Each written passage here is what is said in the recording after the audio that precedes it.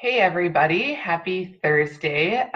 So today I'm going to be answering a question that I received about blood sugar issues.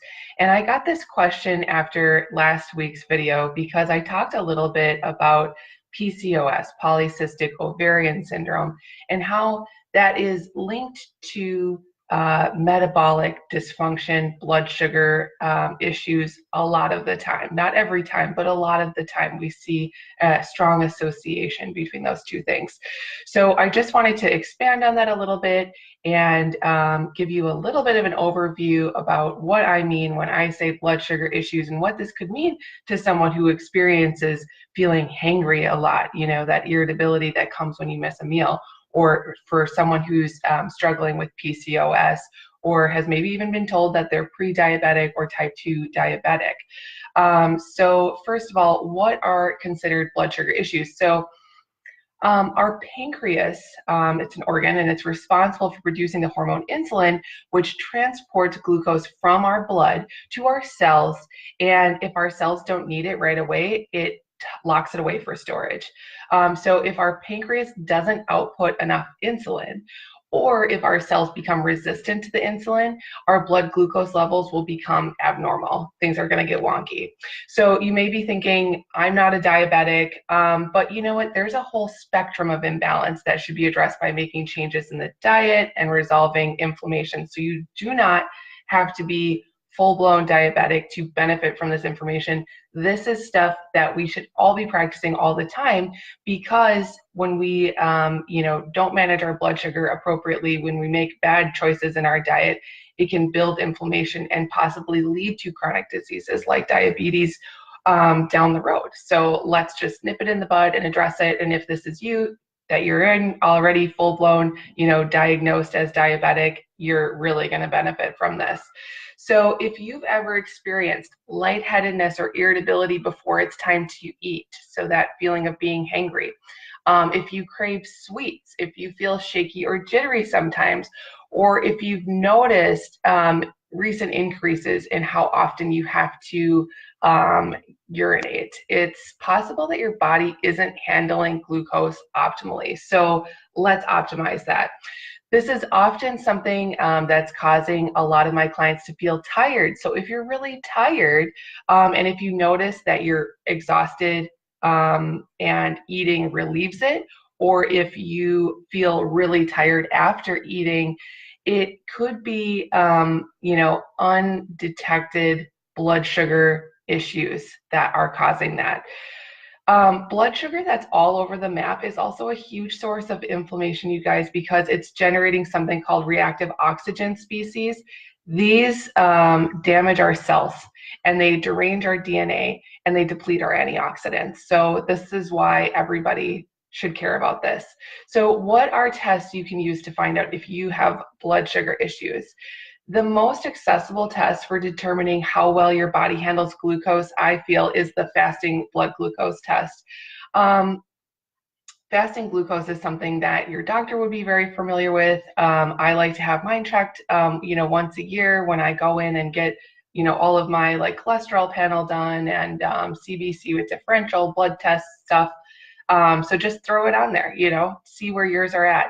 Because fasting glucose can only provide us a single snapshot, how well are you managing your blood glucose right now? I typically also request that clients have their doctors assess something that's called glycated hemoglobin. You might see that abbreviated as HbA1c. And this glycated hemoglobin is a test that can tell us how well your body has managed blood glucose over the last 90 days, because it looks at your blood cells, which have a lifespan of about 90 days. So normal levels for fasting glucose, you want to be, this is for women, you want to be below 100. And for the glycated hemoglobin, you want to be between about a 4 and a 5.6. So I'm going to comment on this live video when I'm done so that you'll be able to reference those ranges really easily. You can also have your fasting insulin levels tested as well. And fasting insulin above a 14 indicates insulin resistance. So into that, blood glucose, blood sugar abnormalities. All right, so what does blood sugar have to do with PCOS? That was really the question that I got. So when I'm working with someone who has polycystic ovarian syndrome, PCOS, one of the first things I'm going to ask myself is, how well is this person managing their blood glucose? The reason that I'll want to be knowing this is because there is a super, super common association between PCOS and blood sugar issues. High insulin actually stimulates the ovaries to produce testosterone and can block ovulation. So that's, a major, major implication, totally impactful for PCOS people. But for anyone who's thinking about, enhancing their fertility, get your blood sugar under control. There's a little bit of an irony to doctors frequently treating PCOS with the pill, because the pill actually reduces insulin sensitivity and could actually even make things worse. So just something to be mindful of there. You really want to be tuned into the things that you're putting into your body, whether that's, your food or your supplements, or, even over-the-counter prescription drugs. So just a little awareness there. So what can you do if you have blood sugar issues? So insulin resistance is primarily caused by eating too much sugar and refined carbs. Refined carbs like flour is sugar to your body. So you might think like, oh, I'm avoiding sugar, I don't drink soda, so I avoid the high fructose corn syrup, and that's awesome. But if you're eating a lot of pasta, if you're eating a lot of bread, even if that's whole wheat bread or gluten-free, it doesn't matter, white rice, those kind of refined grains, that is sugar to your body. So that can definitely trigger insulin resistance. It can also be caused by toxins, and that could be heavy metals. So I've talked a little bit recently about aluminum, cadmium, arsenic, lead, mercury. It could even be caused by things like mold toxicity. So if you're struggling with a sensitivity to mold, and if you don't know if you're struggling to a sensitivity of mold, definitely reach out. I've got some questions that might help you identify if that's something that's going on. It's so important to work with a functional medicine practitioner, whether that's me or someone else, to figure out what the root cause is. Sometimes it's something hiding in plain sight, and it's just waiting for a trained clinician to point it out. Other times it's not until you run some lab panels that you really see what's going on, what your toxin levels are like, what your blood sugar is like. That's got to be number one. Number one, do you have insulin resistance? Abnormal fasting glucose, abnormal glycated hemoglobin, and then how did I get it? You have to answer those questions, and you have to know. I started saying this the other week, and I really like it. I'm kind of stuck on it now, so I'm going to be quoting myself. You have to know how it broke in order to fix it. It's just that simple. My approach at a super high level to addressing the root cause of insulin resistance is to have my clients reduce the amount of carbs in their diet and increase the quality of the carbs that they are eating. So it doesn't necessarily mean like a keto diet or a carnivorous diet, where you avoid all carbohydrates, but it means, getting rid of those low quality carbs, reducing the total amount of carbs in general. So for example, I would consider any bread product, and I said already that I would consider that to be like gluten-free, whole wheat, whatever, any bread product to be a low quality carb, and that should be avoided consistently. I would consider a baked sweet potato with the skin on to be an example of a high quality carb. So I might have them focus their carb intake around foods like that instead. Second, I might have them try intermittent fasting. That's actually been shown to increase insulin sensitivity dramatically. And this can look 100 different ways. So I'll usually work with my clients to figure out a way that we can fit it into their life. One thing that everyone can start doing to reap the benefits of intermittent fasting is to restrict their eating to like a 10-hour window. So if your first meal of the day, your breakfast is at 7 a.m., you're going to want to end your eating period and have your last meal by 5. So that's a 10-hour period. So you're going to be fasting then from 5 p.m. until 7 a.m. the next morning. I would also add to that breakfast should be your heaviest meal of the day, and dinner should be your lightest. You don't need that food for energy before going to bed. And those heavy meals or after dinner desserts and drinks can actually wreck your sleep. So fun fact there. As far as supplements go, I like to add in magnesium, inositol, berberine, alpha lipoic acid to help improve insulin sensitivity. I'll link to some of the examples of the supplements I might use. Magnesium.